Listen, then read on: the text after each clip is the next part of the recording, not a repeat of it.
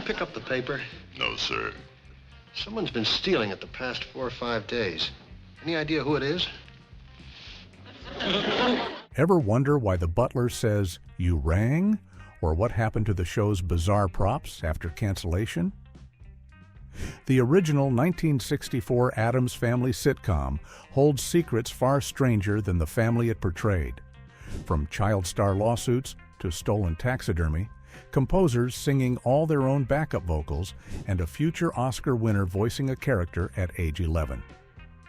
Behind those iconic finger snaps lies a production filled with improvised catchphrases, rejected racy names, and a mansion that sat on a street named Addams. Here are 15 weird facts you didn't know about the Addams family. Fact 1.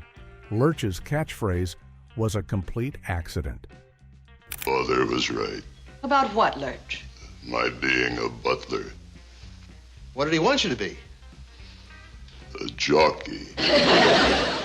When Ted Cassidy first stepped onto the set of The Addams Family in 1964, he wasn't supposed to say a single word. The character of Lurch, the towering butler who would become one of the show's most beloved figures, was originally written as completely mute, just like he appeared in Charles Addams' original New Yorker cartoons. The producers envisioned Lurch as a silent, imposing presence who would communicate only through groans and gestures, serving as the family's stoic servant without any dialogue whatsoever. But everything changed during the filming of the pilot episode when someone rang the bell to summon the butler. In that moment, Cassidy decided to add something extra to the scene. Using his naturally deep, resonant voice, he ad-libbed the line, "You rang?" in a perfectly timed deadpan delivery that caught everyone off guard. The response from the cast and crew was immediate and overwhelmingly positive. They burst into laughter at how perfectly the line fit the character and the absurdist tone of the show. The producers realized they had stumbled onto something special. That single improvised line was so good that it completely changed their plans for the character. They decided right then and there to rewrite Lurch as a speaking role, though they kept his dialogue minimal, usually consisting of short, repetitive sentences delivered in Cassidy's distinctive baritone. "You rang?" became Lurch's signature catchphrase, appearing in episode after episode whenever the family summoned him with a noose-shaped rope that sounded a thunderous gong. What makes this story even more remarkable is that this unplanned moment of creativity fundamentally altered the DNA of the Addams family. If Cassidy had stuck to the original script and remained silent, one of television's most iconic catchphrases would never have existed. The line became so associated with the character that Cassidy would reprise it in later Addams Family appearances, including animated series and the 1977 reunion special, proving that sometimes the best creative decisions happen completely by accident. Fact 2. The mansion sat on Addams Street. Seriously.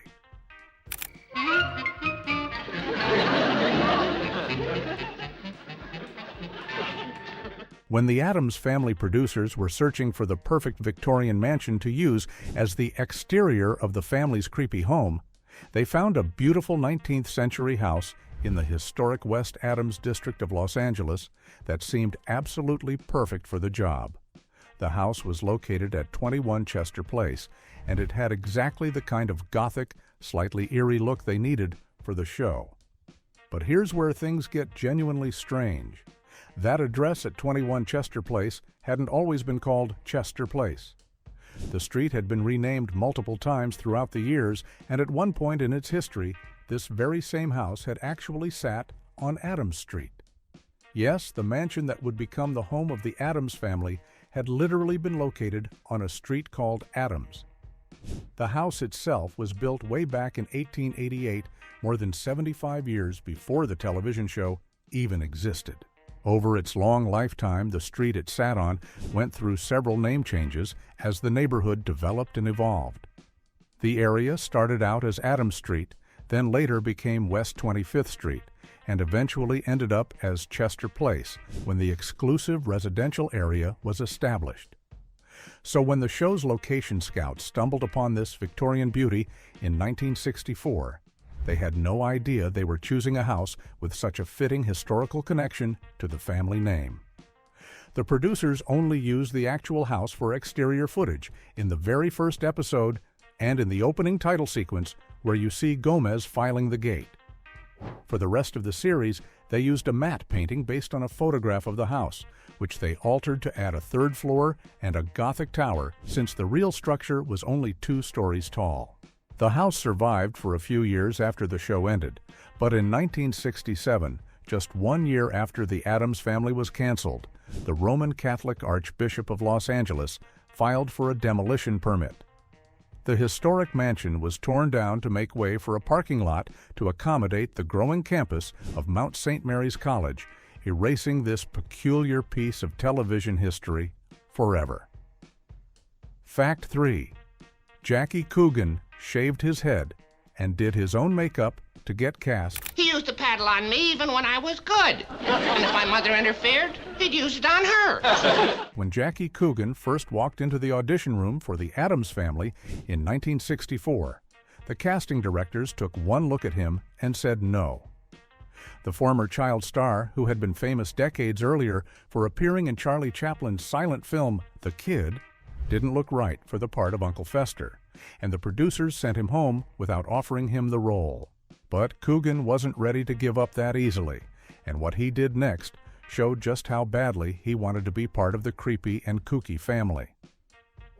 Instead of accepting the rejection, Coogan went straight home and made a bold decision that would change everything.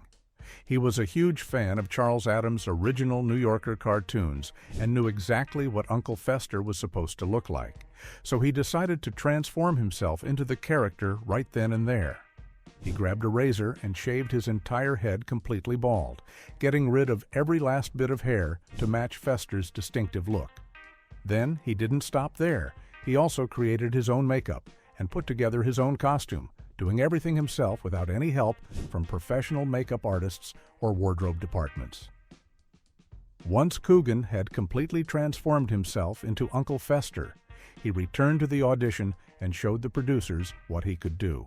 The casting team was so impressed by his dedication and by how perfectly he embodied the character that they immediately offered him the role on the spot. His commitment to becoming Fester proved he understood the character better than anyone else who had auditioned, and his willingness to literally change his appearance for the part showed the kind of enthusiasm the show needed. Coogan went on to play Uncle Fester for the entire 2-season run of the show, and his portrayal became one of the most memorable parts of the series. His self-made transformation from rejected actor to beloved character proved that sometimes taking matters into your own hands, quite literally, can be exactly what it takes to land the role of a lifetime. Fact 4. Ted Cassidy played 2 characters simultaneously. A serious talk about you, Lurch, and we've decided that this year you should attend the Butler's Ball.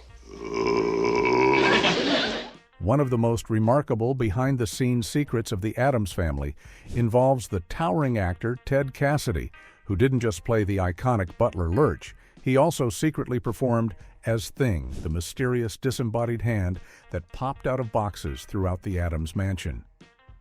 Standing at 6 feet 9 inches tall, Cassidy was already an imposing presence on screen.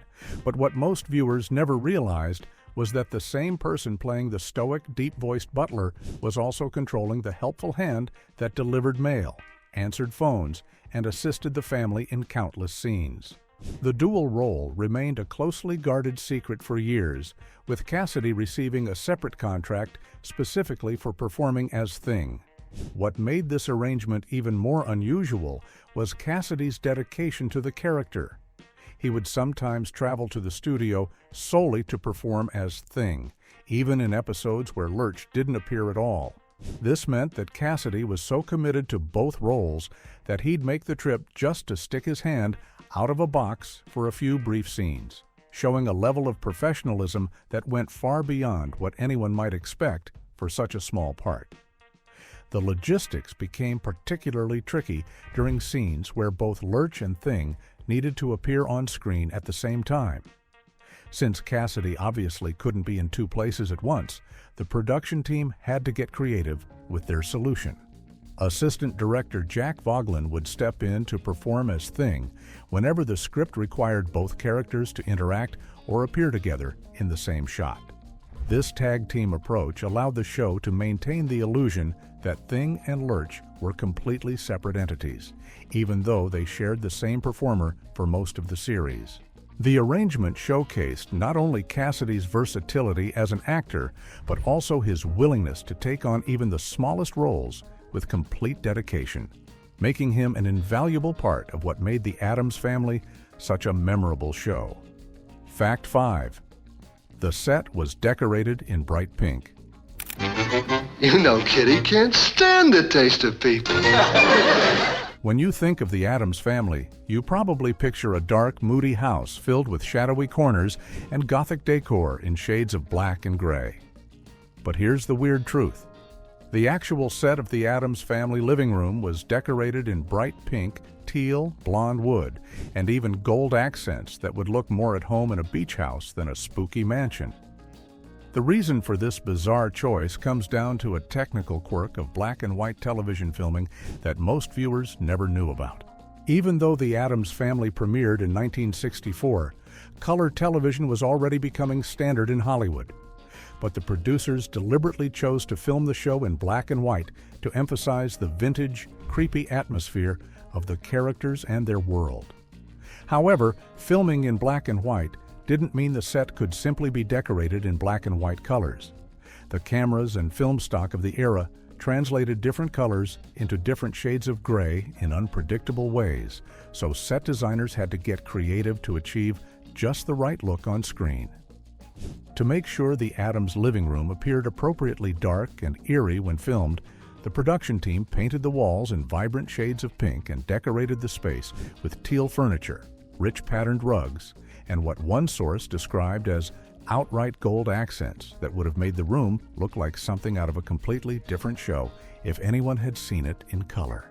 A photograph taken for TV Guide in 1964 captured the set in full color and revealed just how shocking the real appearance was, showing a space that looked more like it belonged to a 1960s sitcom family than to Morticia and Gomez. This unexpected color scheme also provided a practical benefit beyond just achieving the right gray tones on film. Because the production team wasn't limited to actually dark or gothic colors, they could raid the studio's existing prop warehouses and sets for anything that would photograph well in black and white, regardless of its actual color. This meant they could repurpose furniture and decorations from completely unrelated productions, including pieces from the recently wrapped musical film The Unsinkable Molly Brown, which had nothing to do with creepy families, but happened to have props that looked perfect once the color was stripped away. Fact 6. ABC rejected the name puberty as too sexual. No, I wasn't doing anything special. Good, I thought we'd have a chat.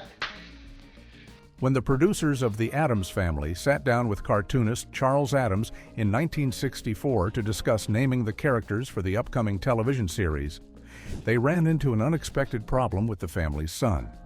Addams, who had never given his cartoon characters official names during their decades-long run in the New Yorker magazine, had a very specific idea in mind for the boy's name, and it was decidedly inappropriate for 1960s network television. Charles Addams suggested calling the character Pubert, a deliberate play on the word puberty that perfectly captured his darkly comedic sensibility and the boy's age as a young teenager. The name fit right in with Addams' ghoulish sense of humor and would have aligned nicely with other macabre names like Morticia and Fester. However, the executives at ABC immediately rejected the suggestion, finding it far too risque and sexually suggestive for a family sitcom that would air during prime time. Network censors in the 60s maintained strict standards about what could and couldn't be broadcast, and a name that sounded so close to puberty was simply out of the question. The producers pushed Addams to come up with an alternative, and he eventually landed on Pugsley, which derives from the word pug, meaning an ill-tempered or quarrelsome person. While Pugsley lacked the dark wordplay of Pubert, it still suggested a certain unpleasant quality that fit the character's mischievous nature. Actor Ken Weatherwax would go on to play Pugsley throughout the show's two-season run from 1964 to 1966. But Charles Addams's original name choice didn't disappear forever. Nearly 3 decades later, when the second Addams Family movie was in production, the filmmakers finally gave Pubert his moment. In 1993's Addams Family Values, Gomez and Morticia welcome a third child, a baby boy, and they name him Pubert Addams. The choice served as both a tribute to Charles Addams's original vision and a playful acknowledgement of the name that had been deemed too scandalous for television audiences back in the more conservative 1960s. By the 90s, what had once seemed shockingly inappropriate had become an amusing inside joke for longtime fans of the franchise. Fact 7. John Astin. Originally auditioned for Lurch. Morticia, Consolidated Fuzz is back to 6. Oh? I bought in again at 212. When John Astin walked into his first meeting about the Addams Family television series in 1964, he wasn't expecting to become the charming and eccentric patriarch of America's spookiest sitcom family. The role he was actually being considered for was Lurch, the towering monosyllabic butler who would eventually become one of the show's most iconic characters. Astin had recently appeared in a film called The Wheeler Dealers, which was produced by Filmways, the same company that would go on to produce The Addams Family, and this connection had led to a contract that gave him first consideration for one of 3 projects the company was developing at the time. When Astin met with the show's executives, they offered him the part of the butler, who in the original concept was intended to be the main character of the series. However, Astin found himself struggling with the idea of playing this particular role and expressed his doubts during a follow-up meeting with executive producer David Levy. The actor simply couldn't envision himself as the silent, imposing butler that the character required, and he was honest about his hesitations. Rather than dismissing him entirely, the producers saw something else in Astin that made them reconsider their casting approach. Fortunately for television history, the creative team recognized that Astin's energy and personality would be far better suited to playing the father figure of the family, rather than the stoic servant. They made the decision to cast him as Gomez Addams instead, a role that would allow him to showcase his comedic timing, physical comedy skills, and natural charisma. This casting change proved to be one of the best decisions the show's producers ever made, as Astin's portrayal of the passionate, train-obsessed, and deeply romantic Gomez became the heart of the series. Meanwhile, the role of Lurch went to 6'9" Ted Cassidy, whose deep voice and imposing presence made him perfect for the part, and the rest became television history. Fact 8. Vic Mizzy sang all 3 vocal parts himself. The Addams Family. When you hear that iconic Addams Family theme song with its finger snaps and harmonized vocals, you're actually listening to one man singing to himself multiple times over. And the reason behind it comes down to simple budget concerns at the television network. Composer Vic Mizzy, who was hired to create the music for the show, didn't just write the catchy melody and lyrics. He also performed every single vocal part you hear in the opening credits by using a recording technique called multitracking, which allowed him to layer his own voice 4 separate times to create the sound of a full chorus. The story goes that ABC network executives were looking to cut costs wherever possible during production, and one area they targeted was the show's theme song. Rather than hiring a trio of professional singers to perform the vocals, which would have cost the studio additional money, the network was hesitant to allocate funds for multiple voice performers. Producer David Levy, however, insisted on having the best possible composer for the job, and he pushed hard for Vic Mizzy to create something memorable. Mizzy delivered on that promise by coming up with a solution that satisfied both the creative needs and the budget constraints. He would simply record all the vocal parts himself. Mizzy went into the recording studio and sang the main melody, then recorded himself singing the same lyrics again and again, each time in a slightly different vocal range or harmony. The recordings were then layered together through the multi-tracking process, creating the illusion of multiple singers performing in unison. The only other voice you hear in the theme song is Ted Cassidy, who played Lurch, adding his deep bass interjections of neat, sweet, and petite to punctuate the lyrics and give them that perfectly eerie touch. This cost-saving measure turned out to be a stroke of genius because the theme song became one of the most recognizable television themes in history, proving that sometimes creative problem-solving born from budget limitations can lead to something truly special. Fact 9. Cousin It didn't exist in the original comics.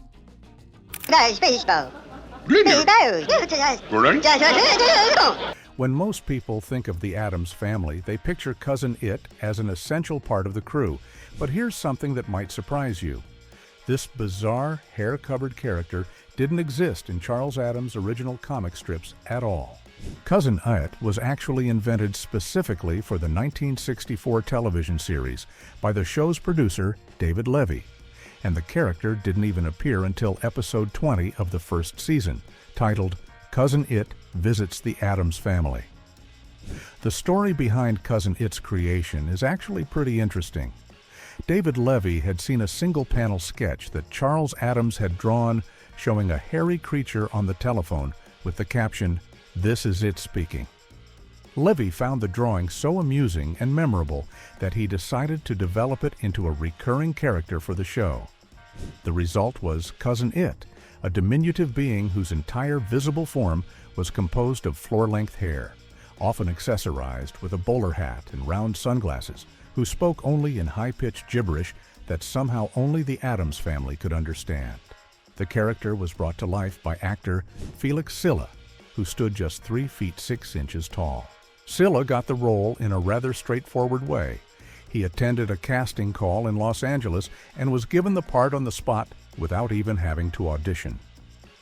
The costume itself went through some changes during production. Initially, it was constructed using real human hair, but the crew quickly realized this created a serious safety hazard because smoking was common on set at the time, so they switched to a fire-retardant synthetic material instead. Despite being a television invention rather than an original Addams creation, Cousin It became an instant hit with audiences. The character's odd appearance and unique way of communicating resonated so strongly with viewers that Charles Addams himself eventually incorporated Cousin It into his later comic strips. This was a rare case of a television adaptation influencing the source material rather than the other way around. And Cousin It has remained a beloved member of the Addams Family in every adaptation since, from animated series to feature films. Fact 10. Most of the bizarre props were stolen after cancellation. Just look at this mess. I can see your problem. When the Addams Family wrapped production in 1966, after just 2 seasons on the air, the show's iconic set was left behind at General Service Studios in Hollywood, filled with all the wonderfully macabre decorations that had made the mansion feel like a living museum of the bizarre. The production had accumulated an impressive collection of unusual props over the course of 64 episodes, including taxidermied animals, antique furniture, suits of armor, and the deliberately strange items that gave the Addams home its distinctive character. Among the most memorable pieces were a mounted swordfish head with a human leg sticking out of its mouth, a stuffed 2-headed giant tortoise, various pieces of medieval torture equipment, and countless other oddities that the prop department had either purchased from antique shops or created specifically for the show. According to statements made by cast members during DVD commentary recordings years later, something unexpected happened after the series was canceled and the set was closed down. Someone managed to break into the studio lot and steal most of these unusual props right off the set, making off with the bulk of the show's most distinctive decorative pieces. The theft apparently happened quickly and quietly, with the culprits seemingly knowing exactly what they were after and when the set would be unguarded. None of the stolen items were ever recovered, and to this day, no one knows who took them or what became of these quirky pieces of television history. What makes this particularly frustrating for fans and collectors is that many of these props were genuine antiques or one-of-a-kind pieces that had been specially created for the show. The mounted swordfish with the leg, the two-headed tortoise, and numerous other distinctive items simply vanished into the hands of unknown thieves. Some of the remaining props that weren't stolen were eventually sold off or repurposed for other productions, but the majority of what made the Addams Mansion so visually unique disappeared without a trace, leaving only photographs and film footage as evidence that these wonderfully weird objects ever existed at all. Fact 11. The exterior mansion was demolished for a parking lot. Terrible.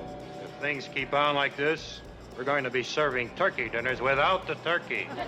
The iconic Victorian mansion that served as the exterior of the Addams Family home met a surprisingly mundane fate just 1 year after the show went off the air. The real house, located at 21 Chester Place in the historic West Adams neighborhood of Los Angeles, was demolished in 1967 to make way for a recreational track at Mount St. Mary's College, which had acquired the property years earlier. The house itself was built in 1888 and stood as a stunning example of Victorian architecture for nearly 80 years before it was torn down. What makes this story even more interesting is that the production only used the actual house for exterior footage in the very first episode of the series, and in the opening title sequence that played before every episode. For the rest of the show, the producers relied on a clever trick to create the spooky mansion viewers came to know and love. Since the real house was only 2 stories tall and didn't quite match the Gothic grandeur they envisioned, the production team took a 30 by 40-inch photograph of the building and hired a painter from the Howard Anderson Company to alter it. The artist added a 3rd floor with a mansard roof and a Gothic tower to make it look more imposing and mysterious. This painted photograph became a matte painting that could be manipulated for different scenes and moods throughout the series, which was far more practical than trying to physically modify the actual structure or build a full-scale replica on a studio lot. By the time the college filed for a demolition permit in 1967, the building had already changed ownership several times over its lifetime and had served its final purpose as temporary office space. The decision to clear the land for a parking lot and eventually a recreational track meant that one of television's most recognizable homes was lost forever, leaving only the altered matte painting and that brief footage from the pilot episode as the sole surviving images of the actual building that inspired the Addams Family mansion. Fact 12. Ted Cassidy was deeply insecure about his height. Thank you, thing.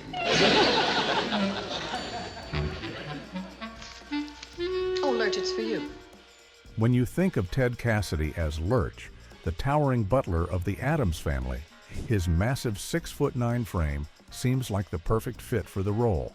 But what most people don't know is that Cassidy spent much of his early life struggling with deep insecurity about his height. Growing up in Philippi, West Virginia, Cassidy wasn't just tall for his age. He was extraordinarily tall, and in a way that made him stand out in every room he entered. By the time he reached his freshman year of high school, he was only 11 years old, but already tall enough to play on the football and basketball teams, which sounds impressive until you consider how isolated and out of place he felt among his older classmates. While his height gave him advantages in sports, it also made him feel like an outsider, and he often struggled with the unwanted attention his towering stature brought him. Cassidy wasn't proud of being so tall during those formative years. In fact, he was self-conscious about it and frequently felt awkward and different from everyone around him. This insecurity followed him into adulthood, even as he pursued a career that would eventually make his height his greatest asset. Before becoming an actor, Cassidy worked as a radio DJ in Dallas, Texas, and occasionally appeared on local television, but it wasn't until he started auditioning for unusual character parts in the 1960s that his height became something producers specifically wanted. The role of Lurch transformed what had once been a source of embarrassment into his defining feature, giving him a career playing larger-than-life characters that audiences loved. Ironically, the very thing that made young Ted Cassidy feel so out of place growing up became the reason millions of viewers remembered him, turning his biggest insecurity into his most memorable trait. Fact 13. The show and the Munsters refused to share guest stars. Someone dashing, handsome, charming, like you, darling. Cariñito, you're really making it tough. When The Addams Family premiered on ABC on Friday, September 18, 1964, it wasn't the only creepy family moving into America's living rooms that week. Just 6 days later, on Thursday, September 24th, CBS debuted The Munsters, another black-and-white sitcom about a macabre but loving family. The timing wasn't coincidental. Both networks were betting big on monster families that fall, and suddenly, these two shows found themselves in direct competition for the same audience. The rivalry between the shows went beyond just fighting for ratings. In what became one of the stranger behind-the-scenes decisions of 1960s television, both productions made a deliberate pact to avoid casting any guest stars who had appeared on the competing series. If an actor showed up in an episode of The Munsters, they were essentially blacklisted from ever appearing on The Addams Family, and vice versa. This wasn't just an unspoken agreement either. It was an active effort by both shows to differentiate themselves and establish their own unique identities in the minds of viewers. The cast and crew of The Addams Family were particularly vocal about how different their show was from The Munsters, even though the general public often saw them as basically the same thing. John Astin, who played Gomez, gave multiple interviews emphasizing that the two shows were fundamentally different in concept. He argued that the Munsters were physically monstrous creatures, literally monsters like Frankenstein and vampires, but they were otherwise completely ordinary people with normal suburban values and concerns. The Addams Family, on the other hand, looked like normal humans, but were exceptionally eccentric in their worldview, celebrating everything dark and macabre while treating conventional tastes with suspicion. Despite all these efforts to set themselves apart, including the guest star embargo, the viewing public never really distinguished between the two shows.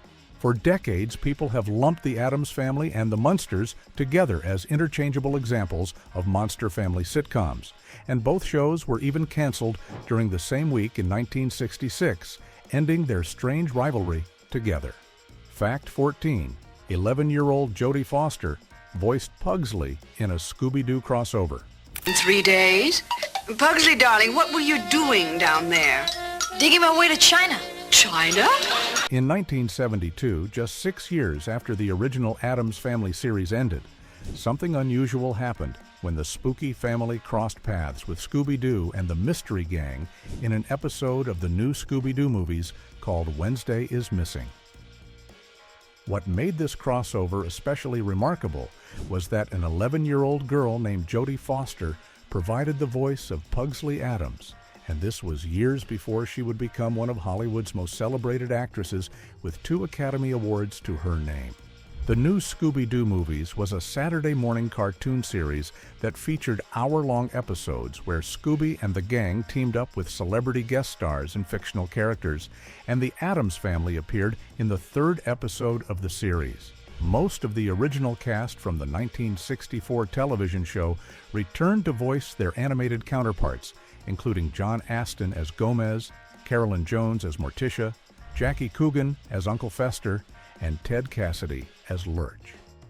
However, the roles of the children needed to be recast for the animated format, and that's where young Jodie Foster came in. At the time, Foster was already working as a child actress and had appeared in various television shows, but she was still relatively unknown to most audiences. The episode itself served as a backdoor pilot for the Addams Family animated series that would premiere the following year in 1973, and Foster continued voicing Pugsley for all 16 episodes of that short-lived series as well. The animated characters in both the Scooby-Doo crossover and the subsequent series were drawn in the style of Charles Addams' original New Yorker cartoons rather than as caricatures of the live-action actors, giving the animation a distinctive look that honored the source material. This early voice acting work represents one of the very few times in Jodie Foster's long career that she lent her voice to an animated character, making it an interesting piece of trivia for both Addams Family fans and film enthusiasts who follow Foster's remarkable journey from child performer to two-time Oscar winner for The Accused and The Silence of the Lambs. Fact 15. Charles Addams preferred Rapelli over Gomez. Darling, I must have time to think. After all, this isn't some boyish prank like setting the house on fire. When the time came to name the beloved patriarch of the Addams Family for the 1964 television series, cartoonist Charles Addams had a very different idea in mind than what audiences eventually got. The creator originally suggested the name Repelli for the character, which was a clever play on the word repellent, fitting perfectly with the ghoulish and macabre theme that ran through all the other character names like Morticia, Fester, and Lurch. Addams was known for his dark sense of humor and wanted the family's names to reflect their wonderfully creepy nature. So having a patriarch named Repelli would have kept that consistency across the entire cast. However, Addams couldn't quite decide whether the character should be Spanish or Italian in origin, and this indecision played a role in the naming process. He thought that if the character had Spanish heritage, Gomez would be the appropriate name, but if he leaned more Italian, then Repelli would be the better choice. Interestingly, both Gomez and Repelli are actually surnames rather than first names, but Addams wasn't too concerned about that technicality when creating his fictional family. He simply wanted a name that felt right for the character's personality and background. In the end, Addams left the final decision up to actor John Astin, who was cast to play the role and bring the character to life on screen.